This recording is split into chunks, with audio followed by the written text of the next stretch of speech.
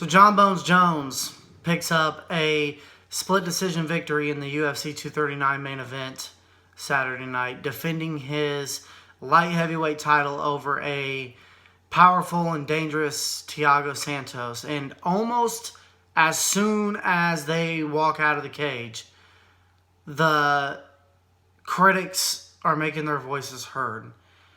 And I've heard everything from a snore fest to people insisting that Thiago Santos won that fight to people questioning whether Jones can perform off of PEDs or if he's going downhill or what it was, or insisting people like Johnny Walker are going to trash him or that they want to see a rematch and Santos will win, and really putting a lot of focus on Santos's leg injury. And I mean, let's be honest here. I mean, there's not a whole lot to defend here. This really was not a fight that we're going to be pointing back to. And when we look at Jon Jones's reign of dominance and pointing to him and be like, well, this was a great performance. It really wasn't. He was timid. He didn't take too many risks. He fought very conservatively. But I think people are really underestimating how hard it is to dominate in a sport like MMA. And you're going to have these kind of nights. And when we look at this matchup, number one, I did think that Jon Jones won this fight. I had 3, 4, and 5 for him. I thought Santos fought very tough, threw some very powerful leg kicks, but I thought Jones stayed very composed. I thought that he controlled the center most of the fight. I think he did a really good job of not taking too much damage. He was landing that teep kick. You know, I can go into the analysis all day, but when we really look at this matchup, there really was not a whole lot to gain for Jon Jones. This was a very risky fight. I think it was more risky than any of us even realized. I think that we all found out going into that first round. Midway into that first round, we realized that this is a very dangerous fight. Santos looked very powerful, looked very composed. It was the first time I've ever really seen Jones really not be able to get a rhythm. And we're putting a lot of focus on Jones, on hating Jon Jones because of this bad performance, instead of putting a lot of focus on Thiago Santos doing really well with arguably a torn ACL for 3.5 rounds of the fight. Possibly a torn ACL for 3.5 rounds of the fight.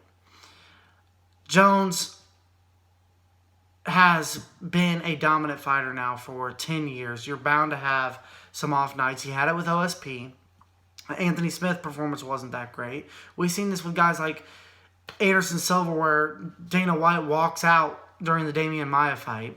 He didn't fight well against Talis Latis. Wasn't like a really exciting performance against Patrick Cote. Look back at the George St. Pierre's Jake Shields fight and tell me that was some barn burner, exciting fight that people play back in their memory. It happens. And this was a very conservative Jon Jones. He didn't take too much risk, but I think that going into this fight, I think he got a round or two in and realized, I want to come out of here with the win because I don't really have a whole lot to gain here, but I have a whole lot to lose, and I'm not going to take too much risk. I'm going to walk him down. I'm going to pick him apart. I'm going to pick my shots. I'm going to get out of here with the decision. Talis Latis fought very valiantly. Jon Jones walked away with the win. And keep in mind, OSP was probably his worst performance before this. And he came back in his next fight and knocked out Daniel Cormier.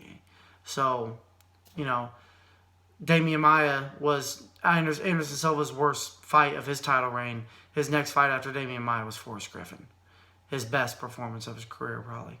So, you know, just let's keep in mind before we're so quick to just jump onto this. We're gonna bash fighters, bash great champions for one bad night.